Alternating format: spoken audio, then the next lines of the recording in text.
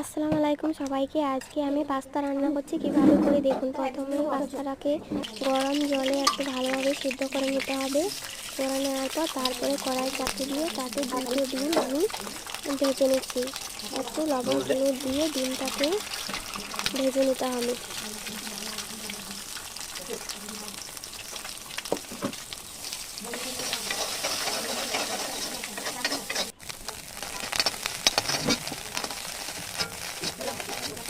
এরপরে ডিমটাকে এভাবে ভেজে নিয়ে ডিমটাকে তুলে নিয়ে তারপর তাতে একটু তেল দেওয়ার পর পেঁয়াজটাকে ভালোভাবে একটু ব্রাউন কালারে ভেজে নিতে হবে। ভেজে নেওয়ার পর তাতে দিতে হবে একটু আদা রসুনের বাটা, কাঁচা লঙ্কা, লবণ হলুদ দিয়ে ভালোভাবে কষিয়ে নিতে হবে।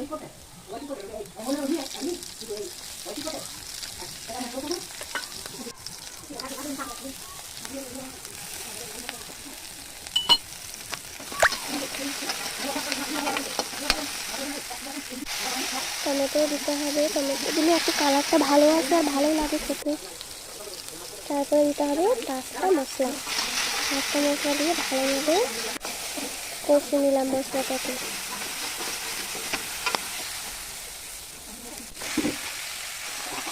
কষানো হয়ে গেছে, এরপর দিয়ে দেবো সিদ্ধ করা পাস্তা দিয়ে ভালোভাবে মশলার সঙ্গে পাস্তাগুলোকে মিক্স করে নিতে হবে।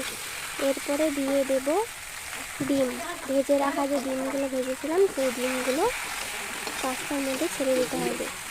তারপরে সব ডিম পাস্তা মশলা ভালোভাবে মিক্স করে তারপরে একটু ভাজা করে এই তো হয়ে গেল আমাদের পাস্তা। খেতে দুর্দান্ত হয়েছিল। এভাবে আপনারাও বানিয়ে দেখবেন, ভালো লাগবে খেতে। বাইরের থেকে বাড়িতে বানানো খাওয়াই ভালো।